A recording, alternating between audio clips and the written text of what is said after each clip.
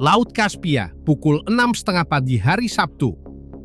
Sebuah kapal kargo belayar pada jarak 180 km dari pintu keluar pelabuhan Rusia di Astrakhan apabila 4 drone Ukraine melintasi ufuk dan menukarkannya menjadi bola api.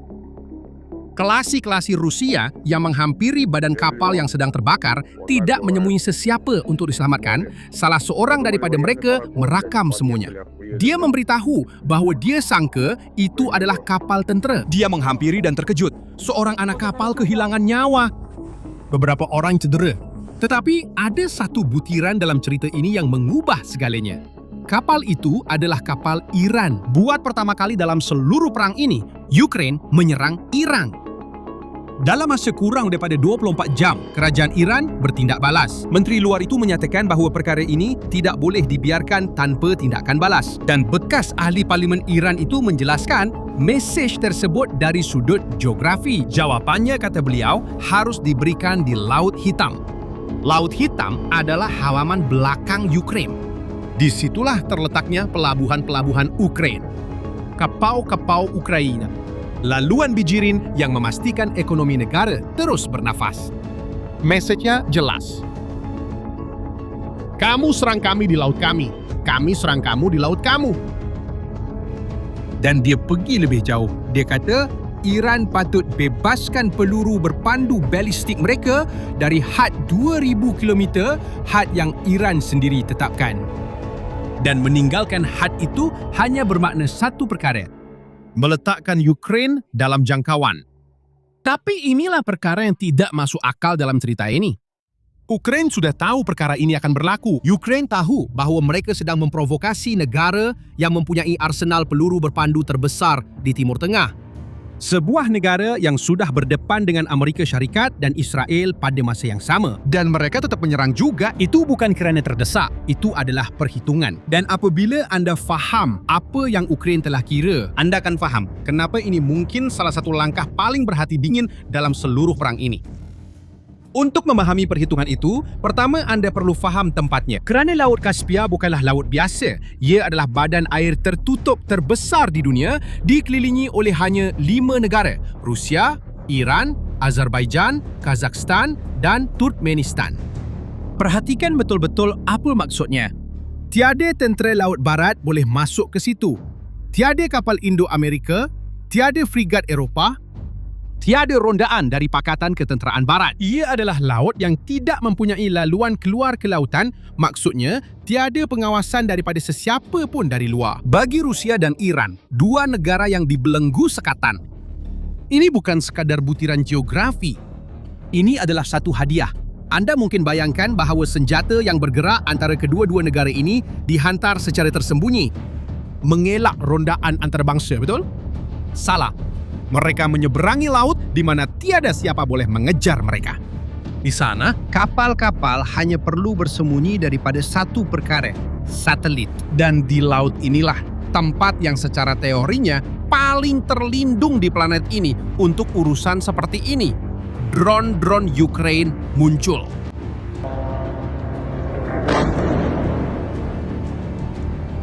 Pada awal pagi Sabtu itu, penduduk kawasan itu merakam dari atas bangunan cahaya jingga yang terang naik dari seberang air, memancarkan serpihan bercahaya dalam bentuk lengkungan.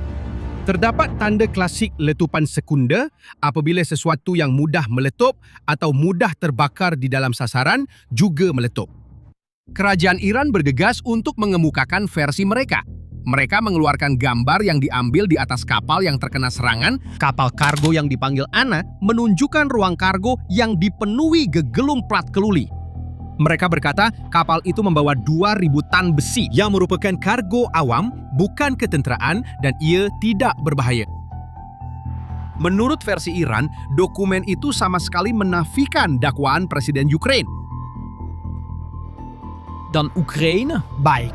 Ukraine kata sebaliknya. Bagi mereka, kapal itu adalah sebahagian daripada operasi yang perlu kekal tersembunyi. Dan disinilah kisah ini benar-benar bermula. Kerana, mengikut perkhidmatan keselamatan Ukraine, sasaran pada malam itu tidak dipilih secara rawak. 2 daripada kapal yang terkena Port Oliadois dan België sudah pun dikenakan sekatan oleh Amerika Syarikat, United Kingdom, Kanada dan juga Ukraine sendiri. Dan latar belakang mereka menceritakan sebuah kisah yang tidak ramai orang tahu. Kapal-kapal ini adalah sebahagian daripada apa yang penganalisis panggil sebagai armada hantu. Kapal-kapal yang mematikan transponder mereka peranti yang menghantar kedudukan setiap kapal di dunia dan mereka hilang begitu sahaja dari peta. Mereka biasanya mematikan transponder apabila berada berhampiran dengan 3 pelabuhan, Astrakhan di pihak Rusia dan Anzali serta Amirabad di pihak Iran. Mereka hilang ketika bermuatan di satu negara dan muncul semisi di negara yang lain. Dan tahu tak apa yang melintasi koridor tak nampak itu? Angka-angka yang dikumpulkan oleh para penyelidik dan perkhidmatan risikan memang mengejutkan. Hanya pada tahun 2023, lebih daripada 300,000 peluru artileri dan kira-kira 1 juta butir amunisi telah menyeberangi Laut Kaspia dari Iran ke Rusia. Bermula dari tahun 2024, lebih daripada 400 drone Shahid telah melalui laluan yang sama. Menurut risikan Ukraine, membawa peluru, jaket kalis peluru, dan topi keledar.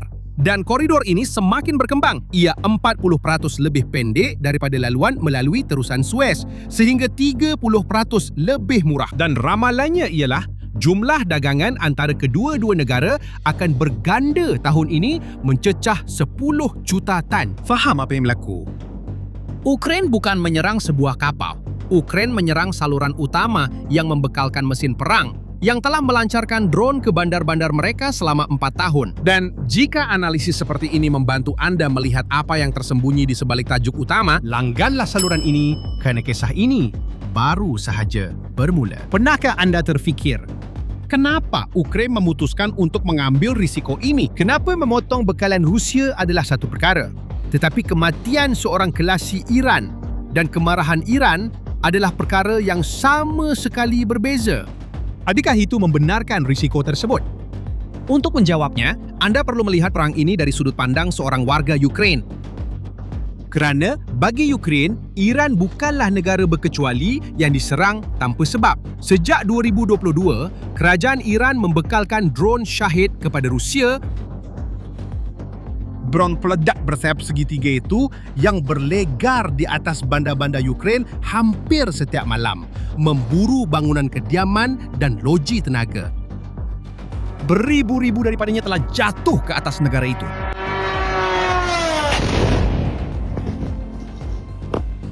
Dan ada satu ironi tersembunyi dalam kisah ini yang hampir tiada siapa sedar. Pada Oktober 2022, ketika serangan Shahid pertama memuncak, Ukraine mula membangunkan tindak balas mereka. Sebuah drone jarak jauh yang dipanggil Lyuty, yang dalam bahasa Ukraine bermaksud garang. Sebuah drone berkipas yang dipandu oleh satelit dengan jarak yang kini melebihi 1.700 km dan kepala peledak sehingga 75 kg. Harganya kira-kira $200.000 setiap satu. Dan teka senjata mana yang mungkin melintasi langit Kaspia pada hari Sabtu itu? Ya, dia sendiri. Drone yang lahir kerana Shahid kini menenggelamkan kapal-kapal yang membawa Shahid. Dari sudut pandang Ukraine, tiada siapa yang memulakan perang baru. Mereka hanya membalas perang yang sudah sedia ada. Tetapi itu hanyalah separuh daripada pengiraan. Separuh lagi jauh lebih meletup. Kerana soalan yang penting bukanlah apa yang Iran lakukan untuk Rusia. Yang penting ialah apa yang Rusia sedang lakukan untuk Iran. Dan jawapannya mula kelihatan pada bulan Mac apabila Jack pejuang Israel melakukan sesuatu yang belum pernah berlaku sebelum ini. Mereka mengebom pelabuhan Bandar Anzali di pantai utara Iran di Laut Kaspia. Imej yang dikeluarkan oleh pasukan Israel menunjukkan kapal peluru berpandu tentera laut Iran hilang dalam bola api satu demi satu. Dan kemudian, pusat-pusat arahan di dermaga dimusnahkan hentaman demi hentaman. Ini adalah kali pertama dalam sejarah bahawa pantai Iran di Laut Kaspia menjadi sasaran. Israel melihat di situ apa yang Ukraina akan lihat 4 bulan kemudian. Koridor itu tidak lagi hanya digunakan untuk mempersenjatai Rusia. Aliran itu telah berbalik. Selepas Rusia menasionalisasikan pengeluaran Shahed pada tahun 2023, Menghasilkan drone itu di dalam negara di bawah lesen Iran. Rusia tidak lagi sekadar menjadi pelanggan. Menurut pihak berkuasa Amerika, kini Rusia pula yang menghantar komponen drone ke Iran melalui Laut Kaspia, membantu rejim itu menambah semula senjata yang telah hilang dalam perang menentang Amerika dan Israel. dan media British melaporkan sesuatu yang lebih serius lagi. Rusia dikatakan memasang enjin jet pada Shahed dan menghantar versi yang telah dinaik taraf ini kembali ke Iran untuk digunakan menentang Amerika Syarikat. Bekas Duta Amerika Syarikat ke Ukraina, Bill Taylor, menggambarkan kitaran tertutup ini dalam satu temu bual baru-baru ini. Orang Iran katanya menggunakan drone yang sama yang mereka bekalkan kepada Rusia untuk menentang orang Amerika dan sekutu mereka.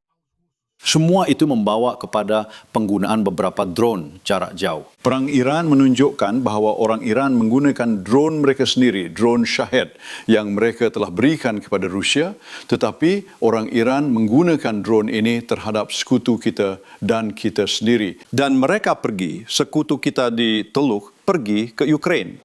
Jadi, sekutu di Teluk mencari siapa yang paling pakar dalam menembak jatuh Shahed di dunia, Ukraina.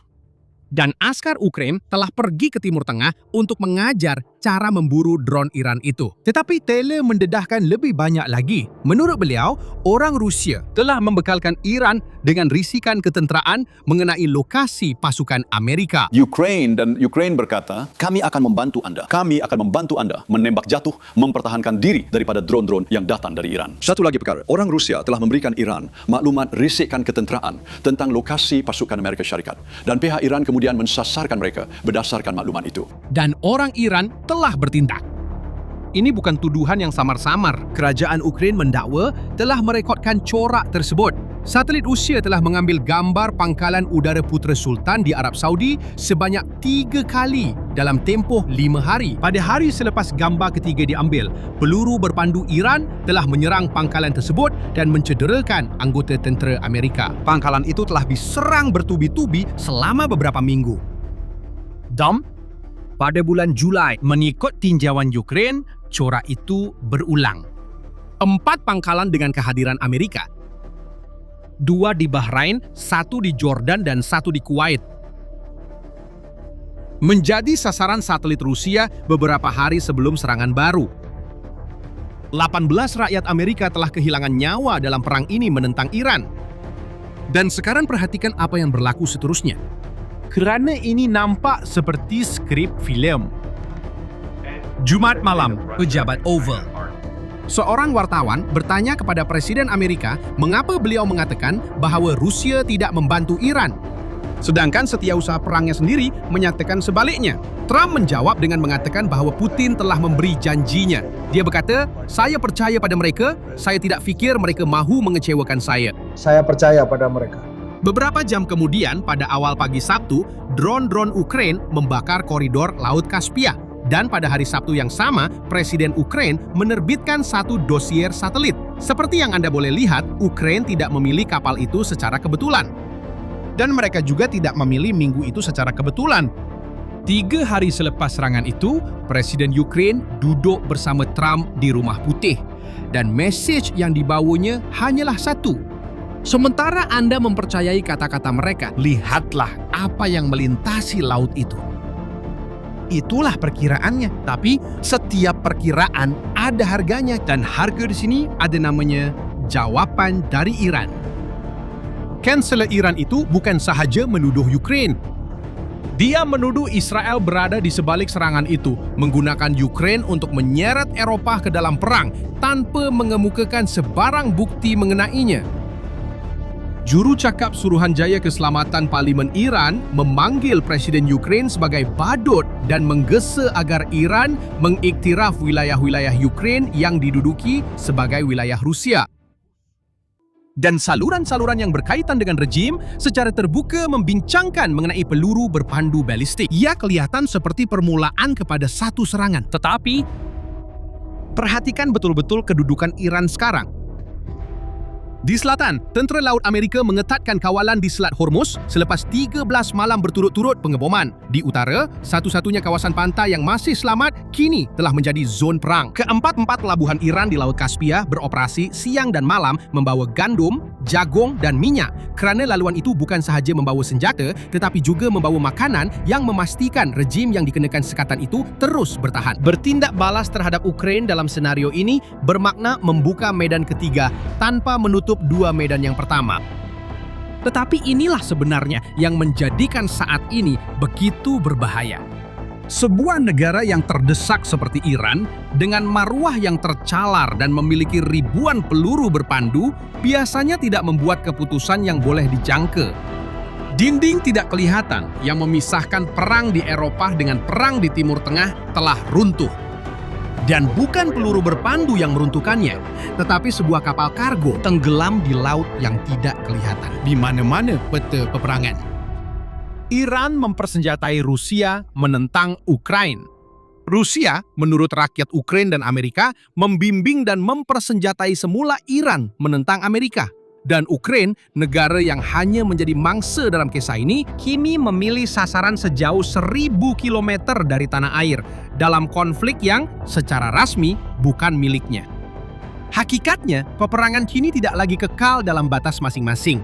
Dan jika janji Iran menjadi peluru berpandu sebenar, apa yang bermula dengan sebuah kapal di Laut Kaspia boleh dikenang sebagai hari di mana dua konflik itu menjadi satu. Kisah ini masih jauh dari tamat dan setiap bab baru akan dibawakan di sini. Jadi jangan lupa untuk melanggan saluran ini. Dengan cara itu, Anda akan tahu bila langkah seterusnya berlaku. Dan jawab di ruangan komen. Pada pandangan Anda, adakah kita sedang melihat permulaan satu peperangan sahaja atau masih dua peperangan yang berasingan? Terima kasih kerana menonton. Jumpa lagi di video seterusnya.